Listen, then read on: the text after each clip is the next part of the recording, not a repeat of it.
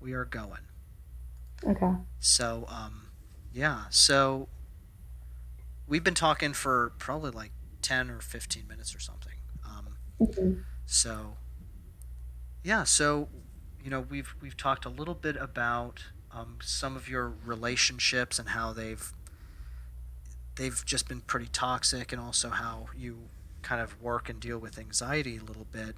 Do you want to talk about either of those, or like maybe a story about one of those things? I mean, I think in terms of my relationships, I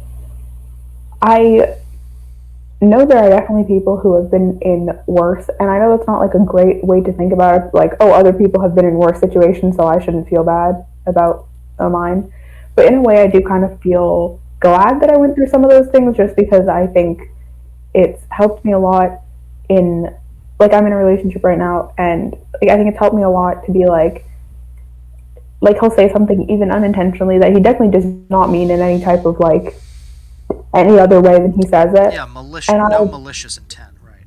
yeah, exactly. But I'll be like, no, you're not gonna, like, don't say that to me. That's not like, not necessarily that like, oh, I'm not like, oh, that's toxic or that's manipulative or whatever. But I'm like, don't like, that's not a good way to phrase what you're trying to say and that type of thing. And I feel like I guess it's been helpful to identify those types of behaviors that I think sometimes people don't, like you said, mean in a malicious way. Mm. But I think sometimes if those kind of build up on each other and then you allow people to get away with like small things and small things and small things, like eventually, if you're the one who's like been there before, I think that can weigh really heavy on you. And then like, oh my god, this is just like my last relationship. He said this, and like Mm. history is repeating itself. But I feel like if you point it out and be like, hey, maybe you shouldn't say that, or like an example of this that I feel like if people are watching this, maybe they can relate to. Um, if someone says like they do something and then they're apologizing and they say, "Oh, I'm sorry you feel that way," instead of "I'm sorry that I made you feel that way," or "I'm sorry Yeah. that I did something that hurt your feelings," or whatever. I think that's like a very little thing that maybe even at the time you don't really think much of, but when you think about it a little more deeply, I guess it's like, oh, well, you're just apologizing because you think you're supposed to apologize, not because you Yeah. actually feel bad about what you said or what you did. That's And I think it's huge. important to call those things out and be like, well, no, you should apologize for what you did because I didn't do anything wrong, and there's nothing wrong with me feeling bad I think there's a there's for. a there's a big difference there, and one is, when you say, when like a person says, "I'm sorry you feel that way," that's like sympathy. But like saying, I'm sorry that I'm making you feel that way, is empathy. You Mm-hmm, want to yeah, aim more towards kind of like an empathetic approach to, yeah. yeah, to just like being with a person. I don't know. I always try to like frame it in like a theoretical way to try to help save more people or something. I don't Mm-hmm. know.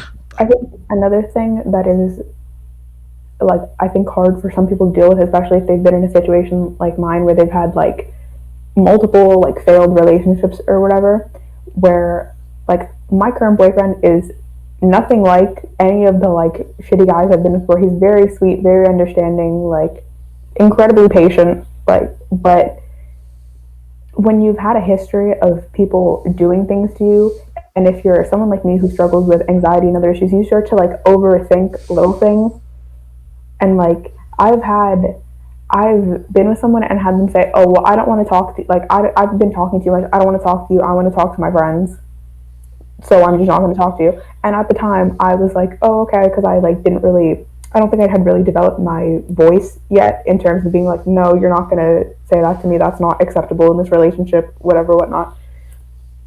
So even now, like sometimes if my current boyfriend's like, "Oh, I'm going to bed. I'll talk to you tomorrow," like in the back of my head, I'm like, "Oh, what if he's just saying that because he doesn't want to talk to me?"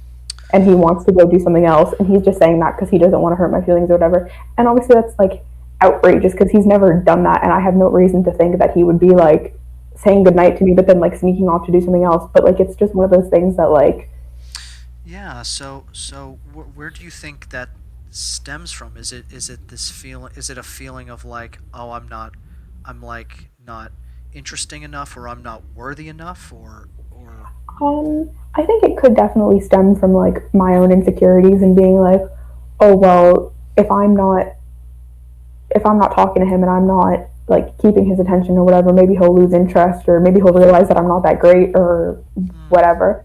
But I think that like my own insecurities in combination with like in past relationships, like guys have been talking to other girls while they're talking to me, and I don't find that out until later. And then you're like, oh, okay, well that feels bad.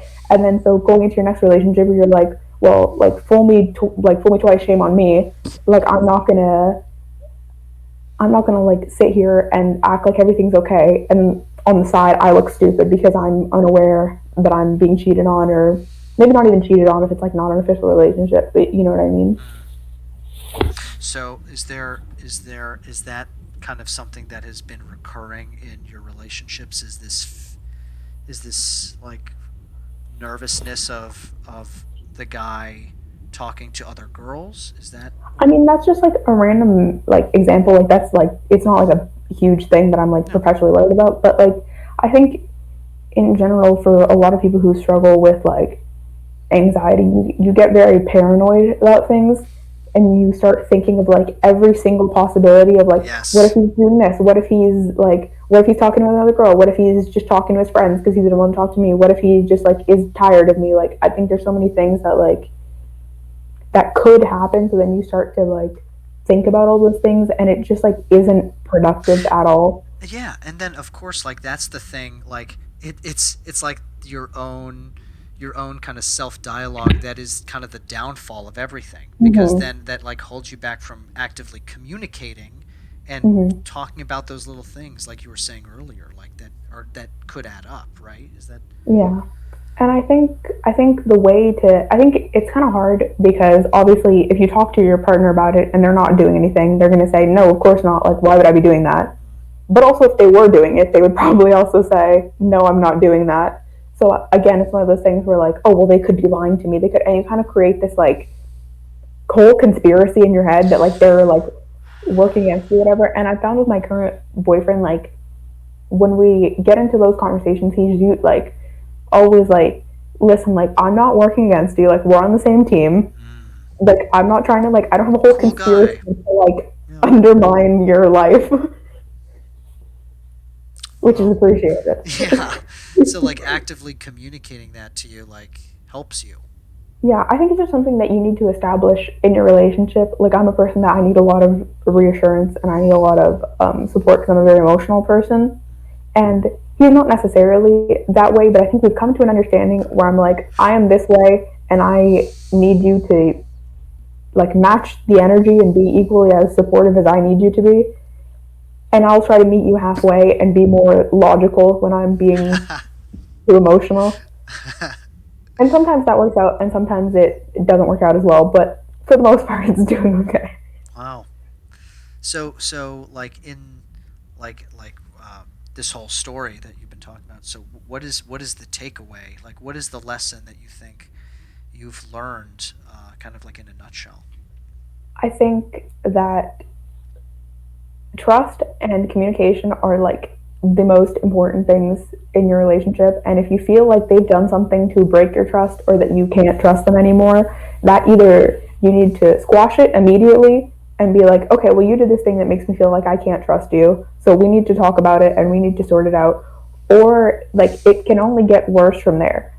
Because even if you personally might hold on to it a little bit and you might be like, okay, but they did this thing that made me feel like I can't trust them, and you like it's unfortunate, but obviously, I like you can't just like let go of it. You can't just get rid of it. Sometimes you hold on to it, but I think it's important to be like, okay, well, if I don't trust this person, there's no point in being in a relationship with them. So to an extent, I have to continue to choose to trust them. And when I feel like, oh wait, no, it might be getting into that area where I don't trust them anymore, you have to communicate that to them Mm. so that like they know what's going on. I feel like when you say you like letting go of something, you know, that the way to let go is actually moving through it, like voicing it Mm-hmm. out loud, communicating it is the way to kind of let something go, right? But when Yeah. something is difficult and you build it up in your mind, it makes it that much more difficult to communicate. Mm-hmm. Is that does that link up to like sorry my hair you get it, you understand.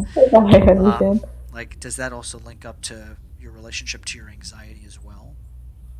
I think I think at the end of the day, in terms of anxiety, I think the thing to realize is that if you're someone who has like clinical anxiety, like you've been to a therapist, whatever, whatnot, and that's something that's not really going anywhere in terms of like it's a condition. I think it's important to just realize that at the end of the day, what you're thinking is mostly thoughts, and 90% of it is not founded in reality. And you need to just be like, take whatever you're stressed about and be like, what is the actual realistic likelihood that this will happen? And even if you're stressed out about it, because I understand that if you're anxious, you're not going to be like, oh, it's not realistic, and then snap, you're not upset about it anymore. But just try to calm yourself down as much as you can and think about it in terms of like, okay, well, this isn't realistic. This isn't going to happen. This isn't going to happen. And kind of like talk yourself off the ledge and be like, okay, this is fine. This is okay, at least. Even if it's not great, it's okay. And if it's a situation where it's really likely that the thing is going to happen, making yourself anxious over it is not going to make the thing any less likely to happen. Yeah. I believe that like if a person just like continues to like go through a dialogue in their head about something bad happening, that manifests itself. Like that the more that you believe that something will happen, it like your actions or Mm-hmm. your mistakes or the energy in some way will like manifest that in your life. I don't know. Yeah, I What do definitely you think? feel that in terms of like, I don't think it's maybe necessarily happened like in my current relationship, but I can definitely see it happening where like if you start getting worried about, oh, okay, maybe they don't like me, like because of your own insecurities, you're like, oh, they don't like me, I'm not that great. They're all of a sudden going to realize that I'm a terrible person, or they're going to talk to someone else, or all these like things that you can come up with in your head. And then you start starting arguments and you start like creating this conflict in the relationship, and this person is trying to reassure you and they're trying to make an effort, and you keep pushing, not with communication but with, oh, well, you don't like me, you're just saying that, you're lying, whatever, whatnot, in like a like in an argumentative way, you might inevitably end up pushing that person away from you because they are trying to make the effort to reassure you and to make you feel better, but you're hitting them with this conflict and they're like, okay, well, I've tried and I've been trying for X amount of time and it's not working. And maybe through your own anxiety, you cause it to happen. Mm-hmm. And then Mm-hmm. you sit back and you're like, oh, well, I knew it. I knew it was going to happen the whole time. And then you get into this like cycle of like, oh, I was right. I knew this was going to happen, whatever. Yeah. And it just makes you feel worse about yourself and it doesn't accomplish anything. Yeah. I completely agree with that. So like for you, with like maybe things other than a relationship, or maybe like how do you personally handle and manage your anxiety? Like what are some tools or tips you have for other people out there who may be struggling with the same thing? I think that the approach that I definitely understand that sometimes people use unhealthy coping mechanisms, and I'm not going to sit on a high horse and be like I've never done anything that was Yeah, oh, we're human. not the Totally. appropriate way to deal with it, because I definitely have, and I've definitely done things that I would not necessarily recommend to people as coping mechanisms. Like I've stayed up all night, like sitting in my bed, like stressing myself out over nothing, and I'm like, I could have done literally anything else other than doing that. And I think one of the ways, not this is not a permanent solution, but I think something that definitely helps is a temporary distraction. So like if you are really anxious about something and you're like, I'm so stressed out about this, I think it's not necessarily a bad thing to be like, I'm gonna pick something that I like and I know that it will distract me or it'll make me happy for like a few minutes, and I'm just gonna do that, or like I'm gonna watch this YouTube video, or I'm gonna do a hobby that I like or something like that, and it's gonna distract me. And at least when I'm focused on this, I can at least not think about anything else. And I think that time can maybe allow you to calm down a little bit. And then when you go back to the situation, you're like, okay, well now I'm calm and I can think about it maybe in a different perspective. And if you're someone who, because I know someone is gonna think, oh well, I don't have anything I like, nothing makes me happy, whatever. Literally do anything. Literally go outside, like pick it, walk, do laps around your house, like blast music. Think of anything that you can do that is not thinking about whatever issue you're having, because I think if when you're hyper focused on an issue, it can be really hard to like widen your perspective. But if you're doing something else and you completely remove yourself, when you come back, you're like, oh well, maybe if I do it this other way, it'll be easier. Yeah, you kind of like, instead of being in your head, you're kind of like more in your body, or like you're aware, Mm-hmm. like when you're like in your thoughts, you're so consumed by them, but then when you take a step back, you realize that those thoughts are just thoughts, and there's so Yeah, much more to life, than what's going yeah, on in this crazy house. At least I'm talking about my own head. yeah. Just like all the crazy scenarios going on. And I think also having some sort of support system, even if it's one person, like one friend that you're like, hey, can we talk on the phone for like 10 minutes? Like, can we do something? Can we, like, if you have a little bit more time, maybe like, oh, let's watch a movie together. Like, well, there's COVID right now, but like, go on like Netflix party on your browser and be like, let's watch a movie together. Let's FaceTime. Let's do anything. Because I think sometimes too, having someone there who you know is in your corner, and you don't even have to talk about how you're feeling at all. You can just like have a completely separate conversation and like gossip or talk about whatever you feel like, and that can really make the difference in terms of your overall mood. yeah, I mean, talk about like awesome hobbies, or like that painting that you showed me is just so awesome. Thank you. I mean, actually, Yeah, would you want to show it? Or I know like sure. I mean, art can be pretty personal. no, it's okay. It was for a school project. We had to do like expressionistic paintings, and I was like, I had like just watched Oh, come on. Pulp Fiction. I was like, what expression? Here, hold on. I'm going to be able to imagine it's like upside down. That'd be great. I mean, I love the blue. Yeah, the blood. Like, so why? So yeah. So why this expression? I mean, I think in this piece, obviously, if you've seen Pulp Fiction, this is right when she is thought she was doing cocaine, but actually snorted heroin, and she starts. Have you seen Pulp Fiction? I have. Yeah. I Okay, mean, it's so been a long time. so she thought she was doing cocaine, ends up doing heroin accidentally because she didn't realize it, whatever, and starts having an overdose. And the man who's in charge of like protecting her or whatever is like, oh god, if this woman dies, like I'm also dead. Like this mob boss or whatever is gonna kill me. So he starts trying to save her, and there's this like really dramatic shot where she's like kind of falling on the floor, and like her nose is like bleeding, and her eyes look so gone. And I think Uma Thurman is such a talented actress, like the way she did that scene. And I mean, further than that, drug overdoses in general are, I can imagine, horrifying Oh. and like not a good experience. So the Yeah. like the blue was kind of on the nose with the whole like ooh sadness thing, but I also wanted her to look like a little bit dead, like kind of like on the verge between like dead alive. Like I love the choice of the blue. That's not the color in the shot, is it? no, she's like skin tone in the shot. I love that blue. Yeah. Wow.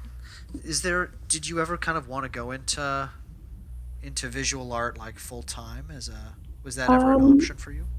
I mean, I thought about it, and I realized that I my choice to pursue architecture was more so of not even just financial. I always thought that if I, and I had this conversation with my parents as well, like if I go into architecture, I can always do art on the side and I can create as much as I want and I can even sell those paintings and have like a little side career just as an artist. But if I just strictly do art, I'm almost kind of limiting myself in my like scope of what I could do. Like if I felt like it, I could build a building and fill it with my own art. But I can't do that if I'm just an artist. Mm. So I felt like it would almost kind of be more useful to have like a more stable career. Yeah. Yeah. I'm just so fascinated with like our kind of like cultural dialogue is it just doesn't it just doesn't value artists as Mm-hmm. much as and that disappoints me big time That's because definitely a problem. like I mean we only have one life, um, and like we only have a limited amount of time, so why not? I don't know. Instead of all of these gigantic trillion-dollar corporations, multi hundreds of billions of dollars of revenue, like corporations getting tax cuts and stuff, like why can't artists or people who Hmm. like are have the guts, to like to express themselves vulnerably like that? Why can't people Hmm. like you get a tax credit or I mean, I something? remember having this conversation with my art teacher in high school and just with a lot of other people, like even now in my current program, which is like obviously between arts and science, but talk more about art. I think it's it's a shame that the way that society is set up, people who are good at science, good at math, those types of things are praised as being like smart, which obviously those are very difficult subjects, and I'm not discrediting by any means like their intelligence, but for some reason it's placed science and technology on this pedestal, but not art just Mm, because of the way that society is set up. mm, But simultaneously, those doctors and those scientists and those multi-billionaires that you see, they live in houses designed by architects filled with art. They watch movies with directors and actors. They listen to music. All these things like art yeah, is enriches the soul, right? For people to be able to exactly go and yeah, exactly. like that's essentially like Yeah.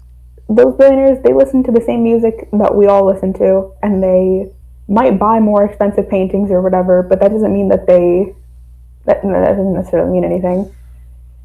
And I think, yeah, I think it's the way that we perceive art compared to science is a little bit strange socially because I feel like it almost used to be like kind of the other way around, just in sense of like when you think of old like the masters like Da Vinci and Michelangelo and those types of people where they were like painting the Sistine Chapel and wow this like masterpiece or whatever, but like science was like no that's witchcraft like don't talk about science.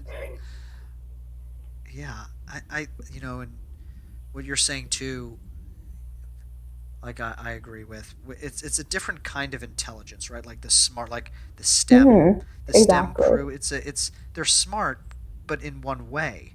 Like what about emotional intelligence? What about you know listening? What about perceiving sensually, or I don't know, like there're just so many other ways that we live and exist in this world, and to limit it in a for our society and for us, like even we, do it, like to value people who work with numbers or who know science well as the people who Mm-hmm. deserve the cash more. It, it it's it's it's skewed, Mm-hmm. and but I think it's nice that not nice, but I think it's good that these days there's more of a conversation of about this than there was like 40 years Mm-hmm. ago. You know, um, I don't know. That's my. I really am enjoying this conversation. This Yeah, is I really agree. nice. I didn't realize how much I actually cared about art history until I got into university and started taking art history classes because I was obviously I loved art my whole life, but I was never one of those people who was like, "Oh yes, I understand the art and I am so knowledgeable about art and whatever whatnot." And I was like, "Oh, abstract art, that's just like a bunch of like splotches or whatever," and I didn't think further of it. And art history gets very like undermined in terms of like, oh, art history, like that's not a class. That's just like you talking about a bunch of paintings. But when you actually get into it, it's so interesting how everything developed and the way that everything, the reason that everything is the way it is now is like comes from a very long history and a big precedent of other people that you don't even like really recognize until you learn about it and then you're like oh shit like that's crazy. You gained a deep appreciation for like where you are now because you realize like how many people have come before to like bring you to Mm-hmm. this moment. That's nuts. Yeah, Do you like school? Do you like what you're i doing? I like the topics. I'm not going to sit here and pretend like I necessarily like doing all the assignments and the homework and whatever whatnot. But I definitely think sometimes in class there are things that are really interesting, and you're like, wow, I didn't know that. And that was like, Jackson Pollock, the artist with the that splat, like the paint splatters. Yeah. There, like, was a this whole like conspiracy thing that came out that the CIA would promoted Jackson Pollock as an artist to undermine the USSR during the Cold War. Like that's like the most like because he represented the American individuality and the freedom or whatever, and Wow. without having because Russian art was very traditional, very like portraiture realism, and they were like, oh well, look, in America we have all this creative freedom and we let artists do whatever, and there was an entire fund in the government dedicated to paying artists to do art Ugh. solely just to create art Where's to the undermine USSR? Bring him back. just to undermine those like Soviet ideals of like, oh, communism. So they were like, oh, individuality, like we pay artists, we That's do all these things. crazy. Wow, I had no idea. Wow. Yeah, See? it's I think everything, and especially that's another thing, like nothing is original, and I don't even mean that in a bad way of like, oh well, everything is just like no one's original anymore, everything's just copied or whatever. But like the reason our houses look the way they do comes from a long history of like architectural development and design and engineering that has led up to this point, and it's so like I don't So, know, it's interesting. give us like a clue as to where you see architecture going in the next like 50 years. Is that a I conversation that you I guys mean, have? yeah, I think hopefully more towards green architecture and using more sustainable building materials, using more ecologically friendly methods of building, because I think it's like global warming is a very real and serious issue, and the like I am doing a project right now in school about it, which is why I like know at least a decent amount of information. But like using recycled plastics and recycled materials, like the amount of plastic that there is in the ocean, we could easily use that in a like for a more productive way, other than just having it like pollute the already dying earth. Oh God. So hopefully, I would like to see that. I think right now is a really strange period in art and architecture because we're kind of in this like postmodern like type aesthetic, because we had modernism and we had postmodernism, and now it's like, well, what's after postmodernism? Like, what is the next development? And we're kind of in this in between stage where I don't think even I really see it in terms of like what the overall aesthetic will be. But I assume maybe in 50 years I'll look back and be like, oh, the 2020s, that was like this style and this Yeah, maybe like these middle things post or happened. like Mm-hmm. middle modern or something. Yeah, Maybe just any postmodern hasn't even come yet. Yeah. anything that's like, I don't know. I'm very excited for it because I'm curious to see what like stylistically can happen.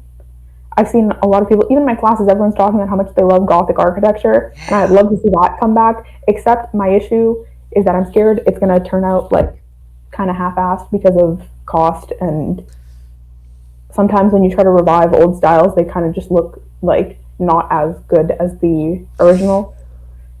Yeah. I think yeah, but hopefully the sustainability would be nice so that we can continue having a planet to Live do things in. Yeah. on. To have a Yeah, planet where we can build houses to live in. Yeah. Exactly. yeah. Um. Well, I mean, this has just been very refreshing. Are there any like last things that you'd want to share, or any questions for me, or yeah, Um, any last kind of thing that you'd want to leave the people with? a few things. Thing one, in terms of relationships, this is the best piece of advice I ever got, and if you follow it, actually follow it, and not just be like, oh, I'm going to follow it, and then you get into a situation you don't do it. Never make someone a priority if you are just an option to them.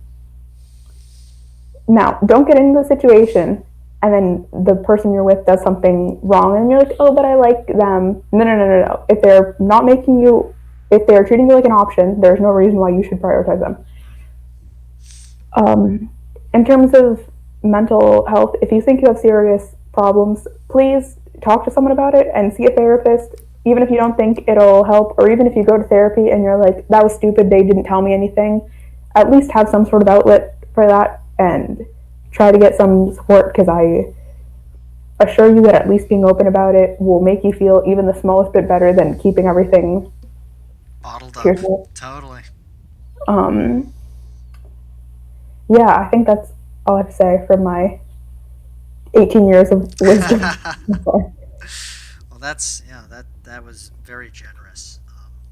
Awesome. So I'm gonna stop the recording. But before, uh, usually I put like the state that the person is from. Mhm. What state are you from? Just so I can. From Canada.